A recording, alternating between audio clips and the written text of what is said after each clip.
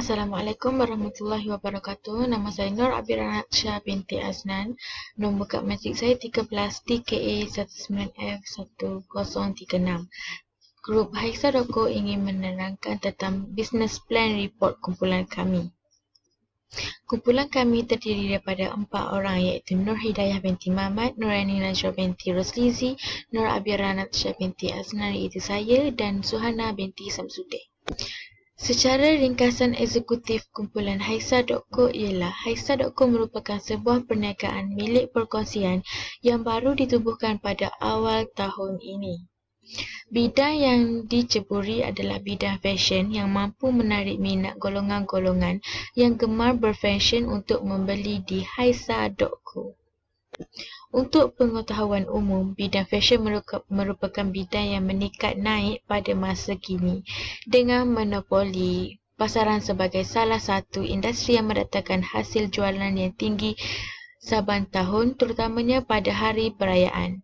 Bidang fashion semakin berkembang dan sering berubah mengikut peredaran masa dan zaman. Kami Haisa.co dengan berbekalkan sedikit ilmu pengetahuan tentang perniagaan dan nasihat serta tips yang dikongsi oleh usahawan-usahawan yang berjaya, kami membuka kedai dalam talian dengan permulaan modal sebanyak RM250. Kami membuka kedai dalam talian dengan media sosial iaitu di Instagram dan Facebook. Kedai kami menjual barangan seperti beg dan kasut. Dengan modal sebanyak itu, perniagaan ini bercadang menjalankan perniagaan tanpa membuat pinjaman dan bantuan dari mana-mana pihak. Sehubungan dengan itu, kami tidak mengambil pekerja untuk bekerja dengan kami, lagipun perniagaan kami dibuat secara kecil-kecilan dan tidak memerlukan pekerja.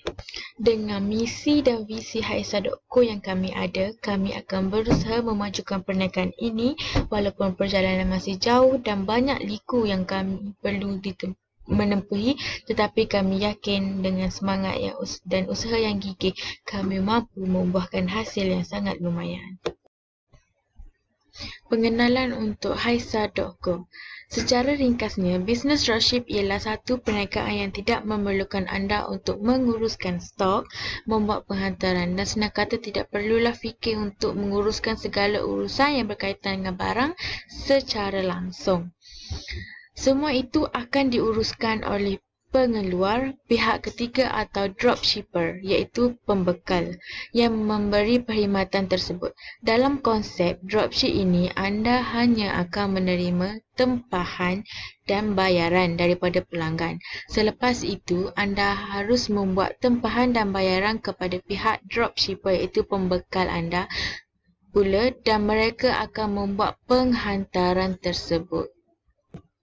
Perniagaan internet memberikan kelebihan iaitu urusan jual beli dapat dijalankan dengan lebih mudah dan cepat, di samping kita dapat menjimatkan kos. Hal ini dikatakan demikian kerana pihak peniaga tidak perlu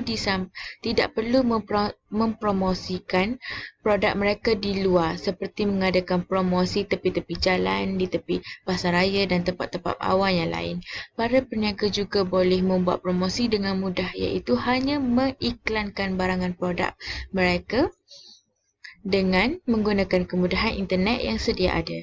Kerja-kerja promosi bukan sahaja dapat dijalankan dengan mudah, malah kosnya juga dapat dikurangkan. Antara kos pengangkutan dan tenaga kerja dalam aktiviti promosi. Keadaan ini turut memudahkan pelanggan dalam urusan pembelian barang.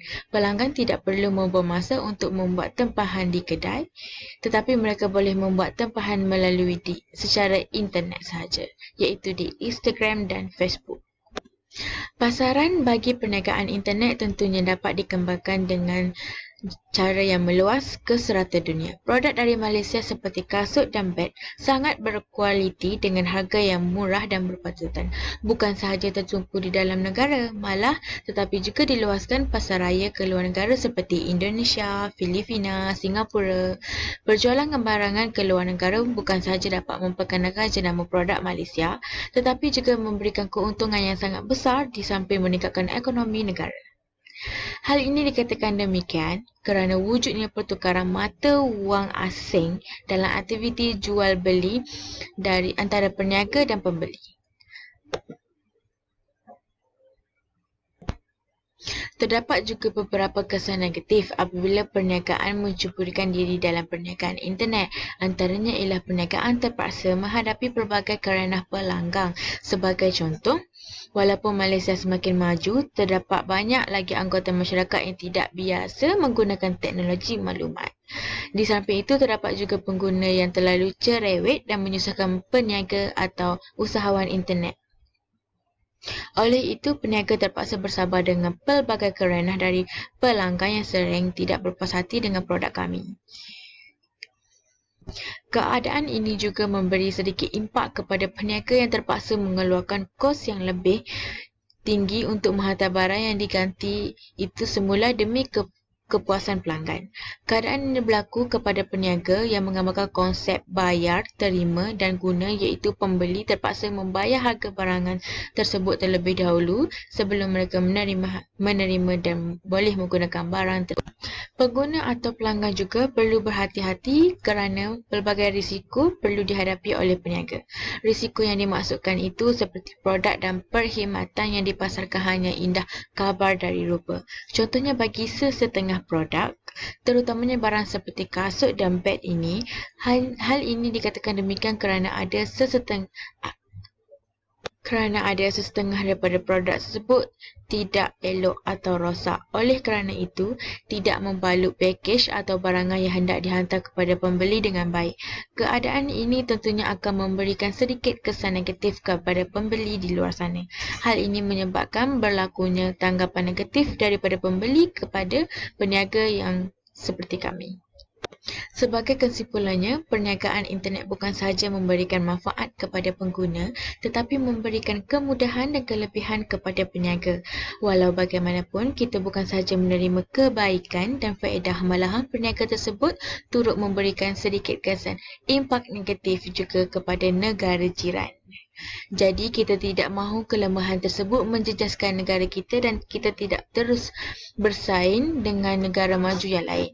Selain itu, pihak peniaga dan pengguna juga haruslah berhati-hati kerana terdapat beberapa risiko yang akan dihadapi oleh pihak mereka. Oleh hal demikian, pihak berkuasa atau kerajaan haruslah mengawal atau memantau aktiviti perniagaan melalui internet supaya bentuk perniagaan internet dan kemudahan ini tidak disalahguna oleh pihak yang tidak bertanggungjawab kerana kita tidak mahu terhantuk baru nak terkandah. Seterusnya, saya akan sambungkan dengan tujuan rancangan perniagaan. Tujuan rancangan perniagaan ini disediakan untuk memberi penerangan secara menyeluruh tentang perniagaan yang akan diceburi. Di samping itu juga, rancangan perniagaan ini untuk membentangkan perancangan perniagaan yang meliputi aspek pemilik, pemasaran, perkhidmatan dan kewangan perniagaan. Selain itu, rancangan perniagaan ini dibuat untuk tujuan seperti melihat daya maju projek yang dirancang sebagai garis panduan untuk memastikan perniagaan dapat dilaksanakan dengan lancar. Selain itu, kita dapat mengagih sumber-sumber perniagaan dengan cekap dan efektif. Menjagakan masalah-masalah yang mungkin timbul adalah perniagaan dilaksanakan adalah salah satu juga tujuan rancangan perniagaan Haisa.co. Selain itu, dengan adanya rancangan perniagaan yang terperinci, ini akan meyakinkan para pihak yang ingin bekerjasama dengan kami bahawa perniagaan kami yang akan dijalankan dapat dimajukan dan dapat diusahakan dengan baik. Dengan penyelidikan terhadap saiz pasaran dan persaingan yang akan dihadapi, kami boleh menyediakan rancangan yang sepatutnya untuk menghadapi saingan di pasaran. Di samping itu, rancangan perniagaan ini juga dapat dijadikan sebagai alat untuk mempromosikan produk yang dihasilkan oleh sesebuah organisasi. Selain itu, rancangan perniagaan ini juga dapat membantu pemilik perniagaan mengenal pasti keberkesanan perniagaan yang dijayakan olehnya. Tujuan penyediaan rancangan ini dan pihak memerlukan pemilik, pemasaran, perkhidmatan dan keuangan perniagaan.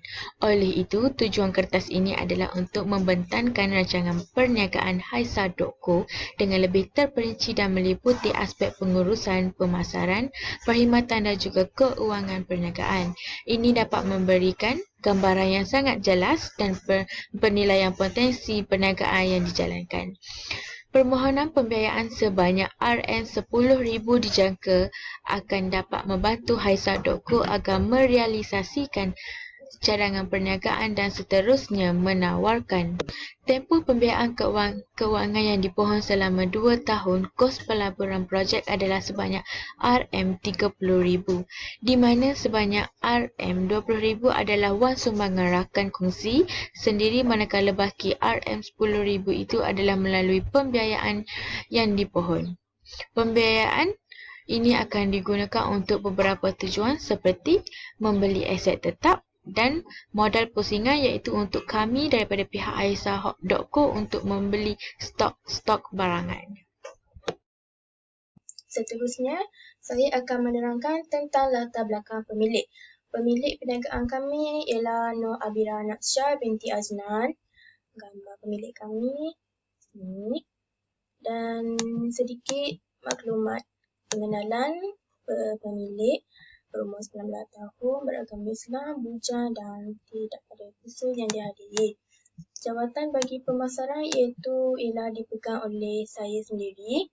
Dan jawatan bagi pentadbiran dan kewangan ialah dipegang oleh Nur Hidayah binti Muhammad. Dan seterusnya, jawatan bagi teknikal dan operasi dipegang oleh Suhana binti Samsudin. Seterusnya juga saya akan menerangkan tentang rancangan organisasi. Rancangan organisasi kami mempunyai objektif untuk menghasilkan keuntungan sebanyak 50% pada suku pertama setiap tahun. Dan juga meraih keyakinan dan kepercayaan pelanggan tentang produk dan servis kami, memperkenalkan produk dan servis kami ke pasaran yang lebih luas. Misi kami menjadikan Haisa.co sebagai sebuah kedai yang dikenali ramai dan mengembangkan lagi produk ke pasaran luar negara serta meningkatkan persaingan dalam bidang perniagaan. Rancangan organisasi kami juga mempunyai visi, iaitu untuk memperolehi keuntungan yang stabil dan menguasai pasaran di Malaysia serta membuka lebih banyak peluang pekerjaan kepada golongan muda pada zaman sekarang. Struktur organisasi kami ialah dibentuk dalam merangkumi keseluruhan aspek pengurusan sebagai sebuah entiti perniagaan. Secara keseluruhannya, struktur organisasi adalah seperti berikut. Carta organisasi, iaitu pengurus, pentadbiran keuangan, jumlah pemasaran dan teknikal dan operasi. Fungsi dan tanggungjawab.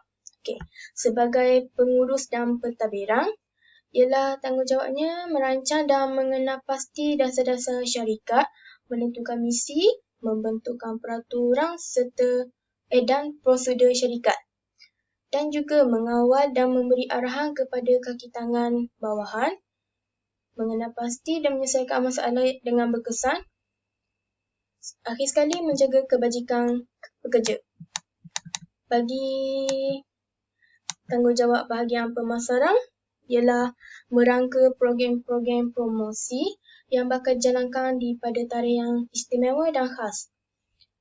Seterusnya, menjalankan tinjauan terhadap pasaran serta mendapatkan maklum balas pengguna terhadap kualiti produk. Selain itu, mencari pasaran-pasaran dan produk baru yang berpotensi untuk diperkenalkan kepada pelanggan dan mewujudkan merangka satu sistem di mana pelanggan dan syarikat dapat menjalinkan satu hubungan yang baik dan rapat. Tanggungjawab bagi teknikal dan operasi iaitu menyusun jadual, mengurus hal produktiviti jualan dan juga memastikan perkhidmatan bermutu dan berkualiti sentiasa berada dalam keadaan yang terbaik. Memastikan produk jualan sentiasa mencukupi, membuat penyata keperluan stok dan inventory dan merekod jualan harian seperti keuntungan. Grup kami juga mempunyai perancangan tenaga kerja. Perancangan tenaga kerja seperti memesan barangan yang ingin dijual secara ready stock dan memilih jenis barangan yang ingin dijual. Pelanggan membuat pesanan dan bayaran. Kami akan memastikan pelanggan membuat pesanan, kemudian dia akan mentransferkan bayaran melalui nombor akaun bank kami dan seterusnya membuat bayaran untuk barangan yang dipilih kepada HQ. Pihak HQ akan mengepos barangan tersebut. Setelah barangan tersebut diperoleh, kami melakukan proses pembukusan. Dan akhir sekali membuat penghantaran kepada pelanggan. Ini merupakan gaji dan belanja, iaitu gaji dan ganjaran yang diperolehi setiap bulan adalah seperti berikut. Gaji bagi jawatan pemilik ialah semuanya gajinya sama, RM120 sahaja. Jumlahnya ialah RM480. Belanja dan pengurusan. Ini merupakan jenis pembelanjaan dan jumlah yang digunakan oleh perniagaan kami. Seperti gaji merupakan RM480, utility RM50, telefon yang digunakan juga merupakan jumlah RM30 dan melakukan promosi jualan menggunakan jumlah sebanyak RM50. Pengepusan merupakan jumlah yang sederhana RM80 dan lain-lain merupakan jumlah yang RM50 sahaja. Jumlah keseluruhannya ialah RM690. Seterusnya, kami mempunyai strategi pengurusan. Pengurusan perniagaan merupakan kunci utama sebuah kejayaan perniagaan. Pengurusan yang teratur dan dinamik dapat membantu kelancaran sebuah perniagaan dan memastikan kejayaan perniagaan tersebut.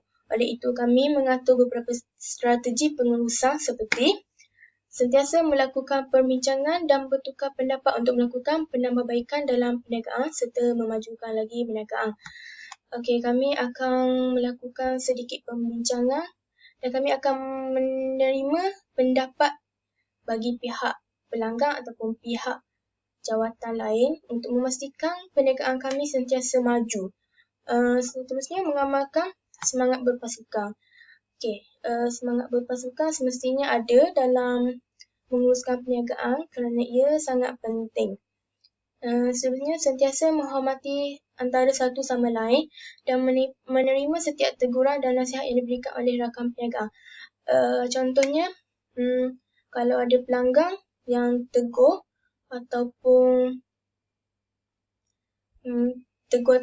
komplain tentang barang yang kami jual tu macam rosak, kualiti tidak bermutu tinggi ke, kami akan sedaya upaya menerima teguran itu dan memperbaiki kesalahan yang kami lakukan.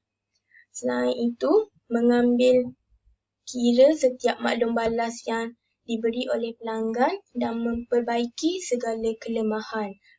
Akhir sekali, kami akan membuat analisis prestasi perniagaan setiap bulan untuk memastikan perniagaan berjalan dengan lancar dan maju. Setiap perniagaan yang kami lakukan semestinya mempunyai kenaikan dan menurun. Oleh itu, kami sentiasa berusaha gigih dan semangat berpasukan untuk memastikan perniagaan kami sentiasa memperoleh untung dan maju serta mempunyai pelanggan yang kekal. Itu sajalah pembentangan daripada saya. Sekian, terima kasih. Assalamualaikum, saya Suhana binti Samsudin, nombor Magic 13 KKI 19F1031. Saya akan menerangkan tentang rancangan pemasaran bagi perniagaan kami iaitu Haisar.co. Antara produk yang kami tawarkan kepada pelanggan ialah yang pertama adalah sandal ribbon, sunflower sandal, pastely sandal, short purse, long purse, G-slim bag dan GG classic round slim bag. Dan produk ini berharga di bawah RM25. Dan pelanggan sasaran. Pelanggan sasaran bagi perniagaan Haisa.co ialah semua pengguna akaun sosial media seperti Facebook dan Instagram. Pelanggan kami ialah terdiri daripada golongan pelajar sekolah, remaja dan wanita berkerjaya yang berminat untuk berfashion menggunakan beg dan kasut yang kami jual kerana produk yang kami jual adalah produk yang mengikut trend dan style terkini. Produk yang Haisa.co tawarkan adalah berkualiti dan dijangka memenuhi cita rasa mereka. Antara pesaing Haisa.co ialah beg murah, beg Honey Store, beg viral. Beg murah menjual pelbagai jenis beg tangan, beg duit dan juga jam tangan. Beg Honey Store menjual pelbagai jenis beg tangan dan beg viral menjual pelbagai jenis kasut dan beg lain-lain. Analisis kekuatan dan kelemahan untuk perniagaan kami Haisa.co. Antara kekuatan yang pertama adalah harga yang berpatutan dan mahu pemilik untuk semua golongan. Yang kedua, kasut dan beg yang berbagai pilihan, jenis, corak dan warna. Yang ketiga, bersesuaian dengan golongan wanita di setiap peringkat umur. Yang keempat, mereka bentuk kasut yang terkini. Yang peluang bagi perniagaan kami Haisa.co ialah jenis kasut di page Instagram lain menjual kasut dengan meletakkan harga yang mahal. Stok kasut Haisa.co perolehi adalah murah dan cantik. Haisa.co mempunyai ramah pembekal kasut. Antara kelemahan untuk Haisa.co ialah pesaing Haisa.co ialah IG shop lain mempunyai follower ramai dan terkenal. Page Instagram dan Facebook kami iaitu Haisa.co tidak dikenali ramai dan follower tidak ramai. Antara ancaman untuk Haisa.co ialah pesaing yang mengeluarkan rekaan beg dan kasut yang sama. Saiz pasaran untuk perniagaan kami ialah sasaran pelanggan untuk setahun ialah 500 orang. Saiz pasaran untuk setahun adalah 12,500. Saiz pasaran sebulan ialah RM1,041.66. Ramalan jualan. Setelah menjalankan soal sidik, pihak pengurusan telah menganalisis dan menganggarkan saiz pasaran dengan membuat ramalan jualan bagi Haisa.co dalam setahun. Memandangkan perbelanjaan pelajar sekolah dan remaja adalah tidak sama sepanjang tahun dan juga gaji bulanan wanita yang sudah berkerjaya, maka jualan kami akan berlaku peningkatan dan penurunan berkaitan faktor-faktor seperti musim perayaan, cuti sekolah, musim peperiksaan dan juga pelajar sekolah yang tidak menerima bantuan beasiswa, maka ramalan jualan adalah tidak sama sepanjang tahun. Seterusnya adalah purata jualan contoh jualan produk kami. Yang pertama adalah sandal ribbon, sunflower sandal, pasteli sandal, short purse, long purse, D-slim bag, GG klasik, round slim bag. Antara dan jumlah untuk sebulan bagi produk ini ialah RM547 dan ramalan untuk setahun dari bulan Januari hingga Disember adalah RM6,725. Share pasaran ialah jumlah peratus jualan yang bakal diperolehi usahawan daripada potensi pasaran dan mengambil kira jumlah perniagaan yang bersaing. Pemimpin pasaran akan melindungi perniagaan semasanya daripada serangan pihak pesaing. Sebagai contoh, perniagaan Haisa.co perlu mengawasi tindakan pesaing selain mengawasi kelemahan-kelemahan perniagaan yang boleh memberikan peluang kepada pesaingnya.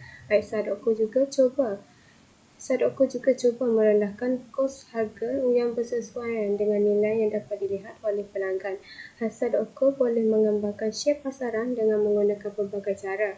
Pemimpin pasaran juga boleh berkembang dengan meningkatkan share pasarannya. Selain itu, peningkatan share kecil pasaran bermakna peningkatan pada jualan yang tinggi. Contohnya, pada tahun 2019, peratusan beg murah, beg Honey Store dan beg viral meningkat. Pada 2020, timbulnya Haisa.co, beg murah, beg Honey Store dan beg viral, peratusan mereka menurun. Strategi pemasaran bagi peniaga kami iaitu Haisadoko. Yang pertama adalah promosi. Di antara strategi promosi yang dilakukan oleh Haisadoko bagi menawarkan dan memperkenalkan khidmatnya ialah mengekalkan hubungan peribadi yang baik dengan pelanggan. Yang kedua, memberikan profil perniagaan kepada belakang pelanggan. Yang ketiga, mengadakan nombor WhatsApp untuk berhubung. Yang keempat, memberikan perkhidmatan yang lebih cekap, pantas dan tepat pada masa yang telah ditetapkan. Pengedaran. Cara pengedaran yang digunakan oleh kami dengan mewujudkan blog atau akaun perniagaan di sosial media iaitu Facebook dan Instagram mengenai produk kami untuk pengetahuan orang ramai terhadap produk jualan kami iaitu Haisadoko. Harga. Penetapan harga yang ditetapkan ke atas produk yang ditawarkan adalah sangat berpatutan, berdaya saing dan berkonsepkan price follower iaitu mengikut kadar pasaran seperti yang ditetapkan oleh pesaing-pesaing yang lain. Produk yang Haisadoko tawarkan adalah kepada para pelanggan adalah sangat berkualiti dan setara dengan harganya. Perniagaan Haisadoko juga sentiasa mengikuti perkembangan teknologi terkini dan kehendak pelanggan agar produk kami sentiasa kekal berdaya saing dan diterima pelanggan. Rancangan operasi. Fungsi operasi bagi perniagaan kami Haisadoko ialah bermula daripada HQ, Master Stokis, Ejen dan Customer. Jata aliran proses. Pelanggan membuat pesanan dan seterusnya pembayaran dibuat oleh pelanggan. Membuat pesanan kepada HQ, seterusnya penghantaran pesanan kepada pelanggan. Jadual pengeluaran bagi bulan September bagi Abira ialah RM175. Hari ini ialah RM150. Hidayah RM125 dan Suhana RM125. Dan bagi kos harga dan kos penghantaran semua bernilai ialah RM704. Bagi keperluan bahan bubble wrap jumlah berian adalah RM12, kotak ialah RM37, plastik RM33, pita pelekat RM6 dan jumlah belian keperluan bahan adalah RM88.60 untuk sebulan. Dan itu saja daripada saya. Terima kasih. Hai, Assalamualaikum. Nama saya Nur Hidayah binti Muhammad. Nombor matriks 13 DKA 19F1006. So, hari ini saya akan terangkan tentang rancangan kewangan bagi Haisadoko. Pertamanya ialah kos pelaburan projek. Untuk belanja permulaan, kami memerlukan wang sebanyak RM250 untuk stok permulaan barang dan keperluan bahan lain seperti bubble wrap, kotak kasut dan plastik sebanyak RM88.50. Modal pusingan pula ialah gaji iaitu sebanyak RM480. RM480 ini ialah gaji untuk 4 orang. Jadi setiap seorang mendapat RM120 sebulan. Lain-lain perkara ialah utility, bil telefon, promosi dan pengepusan. Jumlah keseluruhan kos pelaburan projek ialah sebanyak RM1,028.50. Seterusnya ialah sumber kewangan untuk permulaan perniagaan ini.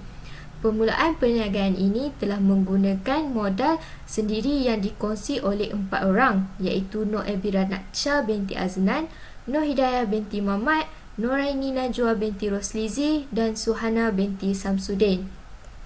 Kita pergi kepada keuntungan Haisadoko. Anggaran jualan bulanan kami ialah sebanyak RM1,041.66. Mengambil kira kos bahan menjadikan untung kasar kami ialah sebanyak RM953.16. Menolak belanja pengurusan dan perbelanjaan lain menjadikan keuntungan bersih yang kami dapat setiap bulan dianggarkan sebanyak RM163.16.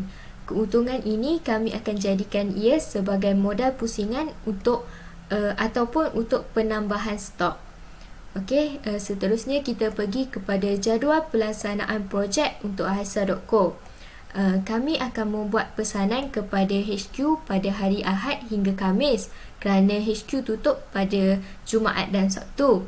Kami akan membuat bayaran untuk pesanan yang dipesan setiap hari kecuali Jumaat dan mengambil barang hanya pada hari Isnin dan Rabu. Jadi kami hanya akan restock barang pada hari tersebut sahaja. Walaupun begitu, pelanggan tetap boleh membuat pesanan pada bila-bila masa dan setiap hari. Penghantaran barang kepada pelanggan dibuat pada hari Ahad hingga Khamis sahaja. Jika pelanggan membuat bayaran sebelum pukul 2 petang, kami akan membuat penghapusan pada hari tersebut juga. Seterusnya ialah rumusan untuk pelan perniagaan Haisa.co. Berdasarkan kepada rancangan dan unjuran yang dibentangkan di dalam laporan ini, kami sangat yakin bahawa perniagaan yang dicuburi ini dapat menambahkan pendapatan kami serta akan mendatangkan pulangan yang berganda. Unjuran dan anggaran yang dibuat untuk tahun pertama operasi selepas menolak segala pembelanjaan agak konservatif kerana mengambil kira faktor perniagaan yang masih di peringkat awal. Dengan modal yang mencukupi dan komitmen yang padu dari semua ahli, kami Haisa.co sangat optimis yang perniagaan ini mampu berdaya saing dan berkembang serta dapat bertahan untuk satu jangka masa yang lama. Tambahan lagi, dengan kepesatan dan kemodenan dunia pada masa kini mampu menjadikan perniagaan ini bertambah baik. Bidang fashion di Malaysia juga semakin berkembang dan menguatkan lagi perniagaan ini. Selain itu, Haisa.co juga semakin dikenali ramai kerana kami sering melakukan promosi serta mengiklankan produk kami. Dan kami juga akan mengadakan giveaway setiap 3 bulan sekali. Ribuan terima kasih diucapkan kepada semua yang sentiasa menyokong dan memberikan kerjasama kepada Haisa.co untuk terus maju dan berjaya. Kami bagi pihak Haisa.co akan cuba sedaya upaya untuk meningkatkan lagi mutu dan kualiti perniagaan kami bagi memberikan yang terbaik kepada semua pelanggan. Setiap komen dan cadangan yang diberikan akan dititik beratkan dan kami akan memperbaiki setiap kelemahan serta supaya perniagaan ini akan terus berkembang dan diterima oleh orang ramai. Haisa.co telah membuat kajian dan perancangan yang sistematik bagi memastikan perniagaan ini terus maju dan berjalan dengan lancar. Kami akan sentiasa menambah baik produk-produk yang dijual di Haisa.co untuk memuaskan hati para pelanggan kerana kepuasan pelanggan adalah keutamaan kami. Walaupun perniagaan ini masih dalam permulaan, ibarat setahun jagung, tapi kami percaya dengan berkat usaha dan kerja keras pasti akan membuahkan hasil yang lumayan. Diharapkan supaya Haisa.co terus berkembang dengan maju dan kami dapat membuka sebuah kedai serta dapat menjadi salah satu pesaing yang hebat di dalam perniagaan beg dan kasut. Tiada apa yang mustahil selagi kita berusaha, kita akan memperoleh kejayaan. Okey, ini adalah dokumen sokongan Haisa.co. Itu gambar ni adalah contoh barangan yang dijual di Haisa.co dan diedit sendiri oleh kami. Antaranya beg, kasut yang dijual lah. Seterusnya ialah aktiviti perniagaan di Facebook. Memandangkan kami menjalankan perniagaan secara dalam talian, jadi Facebook merupakan salah satu platform yang sangat berguna untuk menarik pelanggan. Pihak Haisa.co akan selalu mengiklan dan membuat promosi di Facebook. Selain jualan di Facebook, kami juga membuat jualan di Instagram. Sambutan jualan di Instagram juga menarik. Kami menerima followers sebanyak 229 dan setiap posting yang kami buat mendapat like antara 20 hingga 50 like. Seterusnya ialah feedback daripada pelanggan. Feedback daripada pelanggan juga mampu membantu meningkatkan mutu jualan kami. Ini adalah contoh giveaway yang dibuat di Instagram dan Facebook. Untuk memperkenalkan lagi Haisa.co kepada orang ramai, kami membuat giveaway untuk memberikan hadiah kepada para pelanggan yang bertuah. Sambutannya juga tidak kurang hebat dan kami sangat berpuas hati kerana giveaway tersebut banyak membantu dalam menarik pelanggan untuk mengenali perniagaan kami. Okey, itu saja yang saya dapat bentangkan pada hari ini. Sekian, terima kasih.